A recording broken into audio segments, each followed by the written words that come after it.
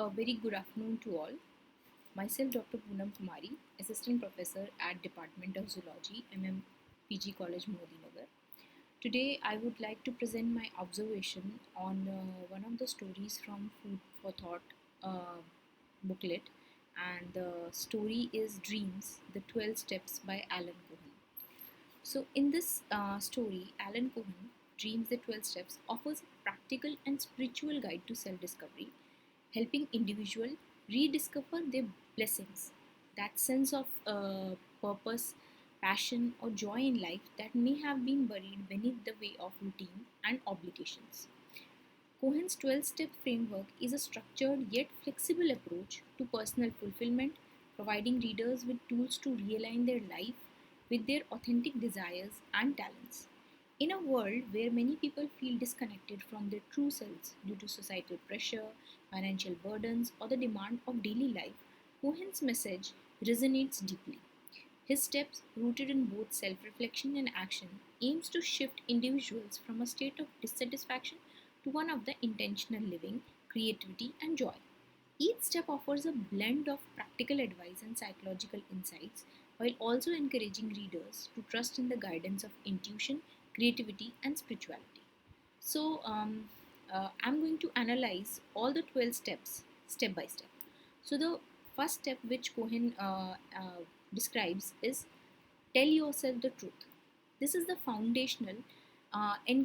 this is the foundational step, encouraging radical honesty. If we ask ourselves what we love and what we are doing without enthusiasm, we can confront the gap between our authentic desire and current reality. This exercise promotes self awareness, which is essential for personal transformation. Writing without censoring or judging oneself can reveal the suppressed dreams or unnoticed passion, setting the stage for change. This step underscores the importance of authenticity. Often people suppress their true desires out of the fear of judgment, failure, or societal expectations. Cohen's approach breaks through this barrier by making it clear that self honesty is the first and most crucial step in reclaiming a fulfilling life. Second step, which Cohen describes, is start slowly but start. Okay. Cohen emphasis on small steps is critical.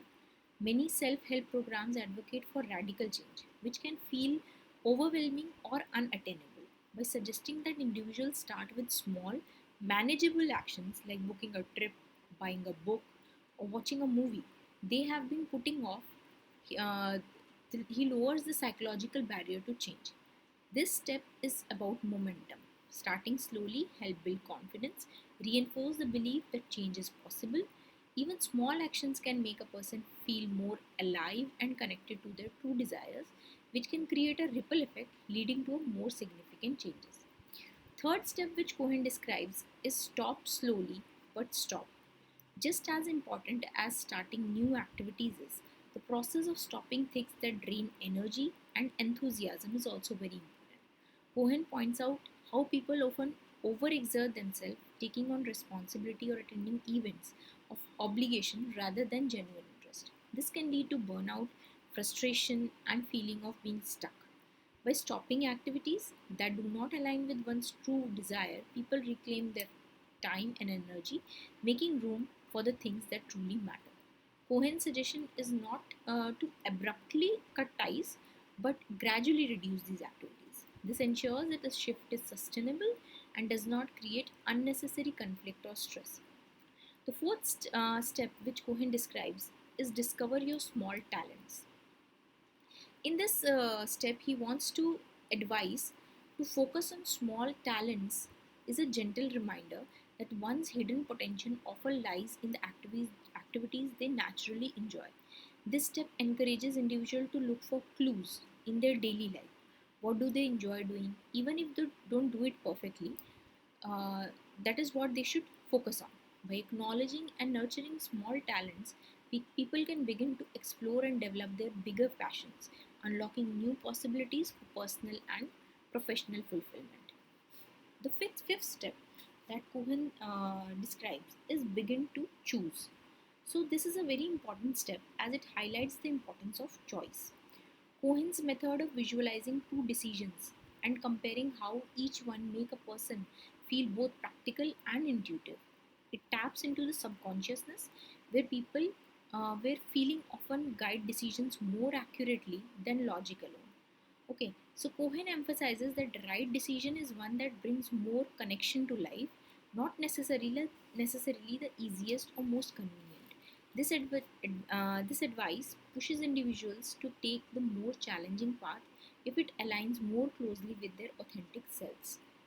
So, moving on, the sixth step which Cohen describes is don't base your decisions on financial gains. This is a very important step which Cohen describes. This step addresses one of the most common obstacles to personal fulfillment, the fear of financial insecurity. Often we all have a fear of financial insecurity. Cohen suggests that when individuals pursue their passion with enthusiasm, financial success follows. Okay, we have to be successful. Money will come up, will follow us. Okay, he uses the metaphor of a potter's vase. If made with love, it sells.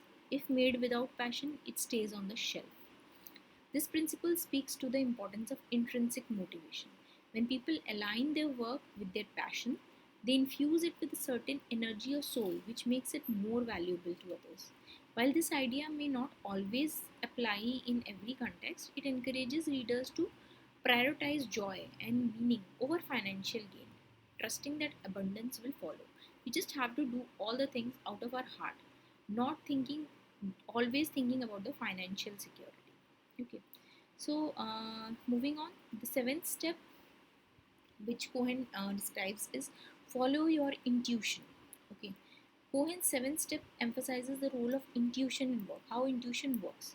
He references Einstein and Descartes, two towering intellectual figures, to illustrate that even in fields like science and philosophy, intuition plays a very crucial role. This idea challenges the notion that success is purely logical or based on hard work alone.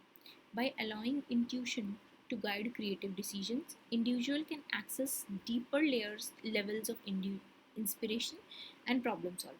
This step encourages readers to trust their inner voice and let it guide their professional and personal choices. So we should always trust our intuition. Eighth step, which is described by Cohen, is don't be afraid to change your mind. So we should never be afraid of changing our mind. In this step, Cohen addresses the fear of making mistakes or changing decision. Often we fear that if we change this, then this might happen. So we should never be afraid of this thing.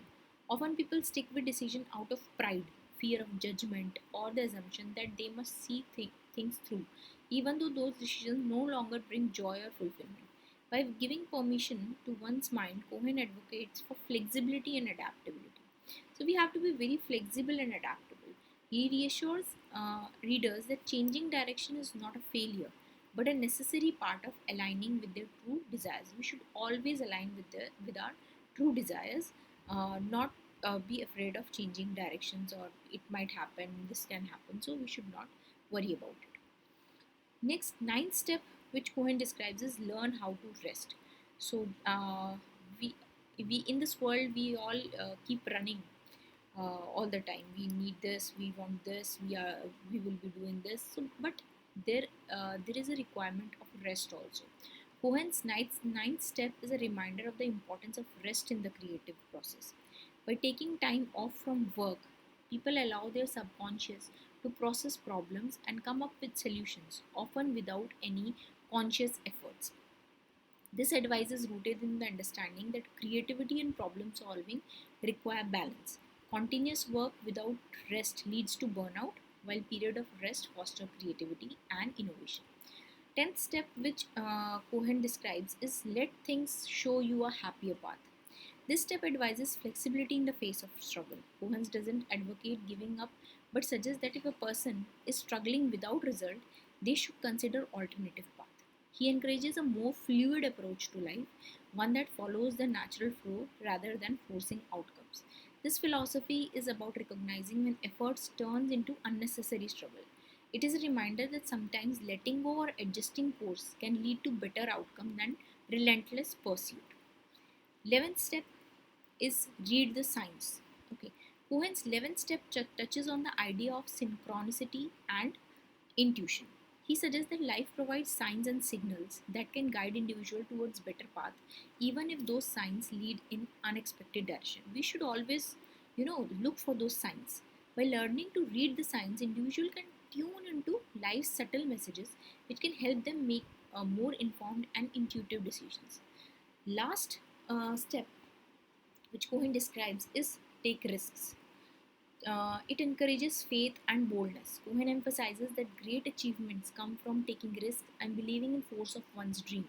He offers reassurance that desires placed in a person's hearts are not random or impossible. They are divinely inspired. So, in the conclusion, we can say that in Dreams, the 12th step, Alan Cohen provides a roadmap for reconnecting with one's passion and finding fulfillment in life. His approach is gentle yet profound, combining practical steps with deep spiritual and psychological insights. Through honest, small action, intuition, and faith, individual can rediscover their dreams and live a life that is both meaningful and joyful. Thank you so much.